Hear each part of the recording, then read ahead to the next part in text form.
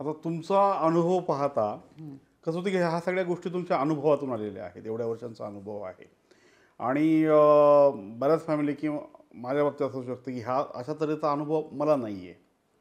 तर काही ठोकताळे काही काही त्या मार्गदर्शन करू शकता की अमुक स्थळ हे चांगलं आहे कसं ओळखावं, किंवा आपल्याला सूट नाही आहे किंवा आहे हे कसं ओळखावं? हां, अगदी छान प्रश्न विचारला की जसं मी पहिला मुद्दा सांगितला होता की शिक्षण कुठे झालं, कुठे झालं ह्याच्यावरती. आता समजा IITला शिकलेला मुलगा कोणत्या कॅटेगरीतला असेल तुम्हीच सांगा, हो की नाही? हो हो. तर ITI शिकलेला आणि IIT शिकलेला, तसं तुम्ही कुठला मुलगा कुठे शिकला, त्याचे आई वडील काय करतात. आई वडील शेतकरी आहेत आणि मुलगा इंजिनियर आहे. एखादं स्थळ असं आहे की मुलगी न्यूक्लिअर फॅमिलीतली आहे आणि मुलगा एकत्रित कुटुंबातला आहे. मग तुम्हीच विचार करा की तो कुठल्या पद्धतीने वाढलेला असेल आणि ही कुठल्या पद्धतीने वाढलेली असेल. ही मुलगी तिकडे ॲडजस्ट होईल का? मग ती लगेच म्हणते की मला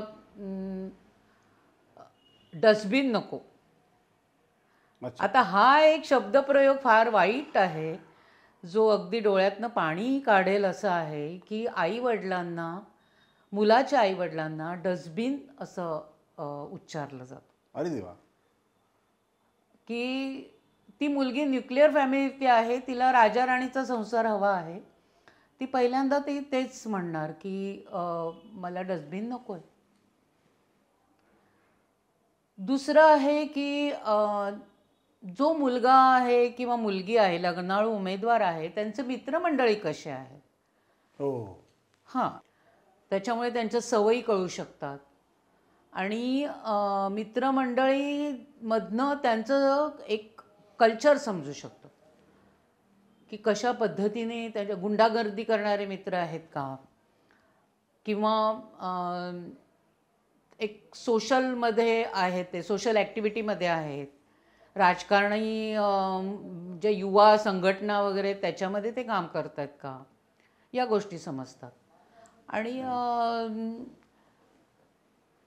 ते लग्नाळू उमेदवार आपल्या आयुष्यामध्ये कुठल्या सामाजिक संस्थेशी अटॅच आहेत का, हो, आणि काही चांगलं काम करतायत का समाजासाठी, किंवा त्यांची धारणा कळते त्याच्यावरनं.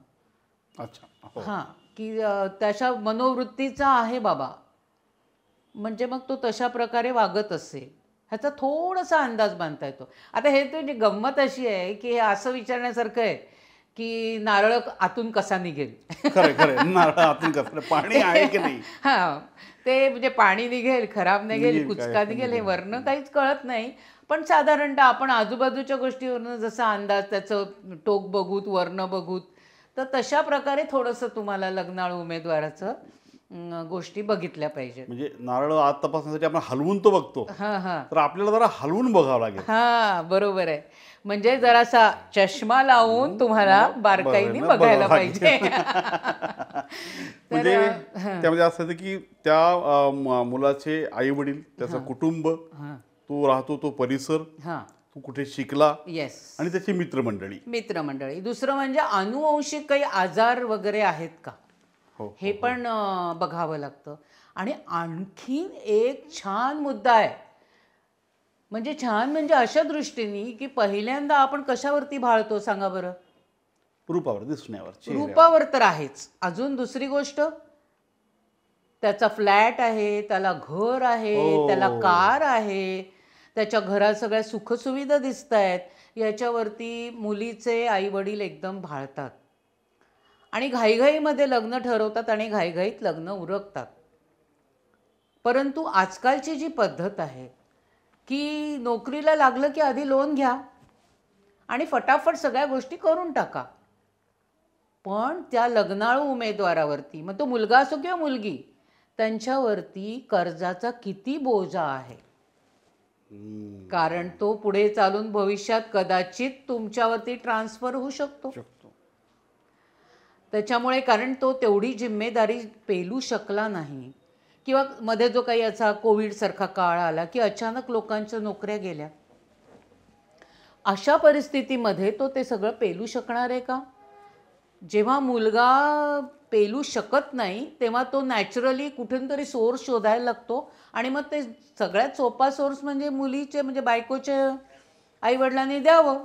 बरोबर. अशा प्रकारचा एक म्हणजे एक छुपा अँगल आहे की जो तुम्ही तपासला पाहिजे. तर बाकी तर गोष्टी आहेतच आहे, शिक्षण तर आहेच, संस्कार आहेत. दुसरं म्हणजे हां, एक महत्त्वाचा मुद्दा तो म्हणजे सवयी, व्यसनं. आजकाल काय झालं आहे की मुलं मुली सगळेच व्यसनाधीन झालेले आहेत आणि ड्रिंक्स घेता का याच्यावरती त्यांचं उत्तर असणं हो ऑकेजनली सोशल ड्रिंक घेतो. पण ओकेजन वाढत आहेत ना.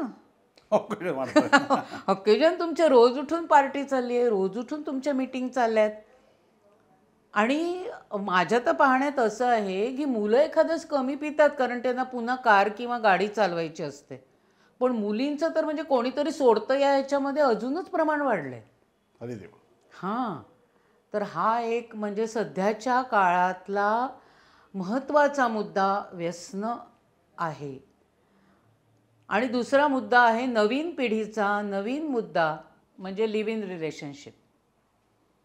पण एक अजून भारतामध्ये नक्की आहे की लिव्ह इन जरी मुली म्हणत असल्या तरी त्याचं शेवट लग्नातच त्यांना अपेक्षित आहे. कायमस्वरूपी कायम लिव्ह इन नाही राहायचं आहे त्यांना. पण त्यांना भीती आहे, कसा निघेल, होणारा नवरा कसा निघेल, नवऱ्याला भीती होणारी बायको कशी निघेल, आणि मग ते एकमेकाला आपण जज करूयात, आपण म्हणजे एकत्र राहून बघूयात. कारण काय तर बरेचदा असं होतं, प्रेमविवाहामध्ये सुद्धा असं होतं की काय होतं, मुलगा मित्र म्हणून खूप छान असतो, बाहेर एकदम हसून खेळून अगदी छान, पण तोच मुलगा पलंगावरती ओला टॉवेल रोज टाकतोय हे त्यांना माहीत नसतं. आणि मग जेव्हा खऱ्या आयुष्यामध्ये ते प्रॉब्लेम यायला लागतात तेव्हा मग रोज उठून वादावादी सुरू होते. तर तो एक म्हणजे प्रश्न आहे की लिव्ह इनसाठी आई वडील तयार नसतातच कधीच, परंतु मुलांचा हट्ट असतो किंवा मुलं मागणी करतात आणि लिव्ह इन चा मुद्दा आता म्हणजे विचाराधीन आहे. त्यावर आमची पिढी तर अजून विचारच करते की काय ह्याच्यावर सोल्युशन. तर हा एक खूप मोठा मुद्दा आहे. आणि दुसरं म्हणजे सवयी. जर तुम्हाला दोघांना एका ठिकाणी म्हणजे आधी तुम्ही वेबसाईटवरती गेलात, फॉर्म भरलात, तुम्हाला लिस्ट आली, तुम्ही कॉन्टॅक्ट केला, कॉन्टॅक्टनंतर तुम्हाला मुलींना एकत्र बोलायला सोडायचं आहे, बोला म्हणून सांगायचं आहे किंवा लग्नाळू उमेदवारांना एकमेकाशी बोलायचं आहे. त्या परिस्थितीमध्ये ह्यांनी राजकारण, हवा पाणी, हिरो हिरोईन अशा गोष्टी न बोलता आपल्या दोघांच्याबद्दल भावी आयुष्यासाठी तुझ्या काय सवयी आहेत, माझ्या काय सवयी आहेत, तुझ्या काय आजकाल आता हा पण एक मोठा मुद्दा आहे बरं का, सोशल मीडिया. हो हो. सोशल मीडियाची लत लागली लोकांना. लत, नुसता नाद नाही. ते लगेच फोटो, हनीमूनला गेलं की लगेच फोटो काढायचा आणि लगेच टाकायचा फेसबुकला, लगेच इतके लाईक आले पाहिजेत. आणि जर मुलाला ही सवय असेल आणि मुलीला नसेल तर दोघा तिथेच सुरू होतं. हनीमूनच्याच दिवशी त्याच रात्री भांडण सुरू, कारण त्या मुलाने लगेच फोटो काढून लगेच अपलोड केलेला असतो. अशा सवयींबद्दल तुम्ही आधी बोला ना, आधी बोला. तर असे बरेच मुद्दे आहेत. शुभविवाहाची गुरुकिल्ली TSTS आपलं चॅनल, थोडं साधं थोडं सोपं.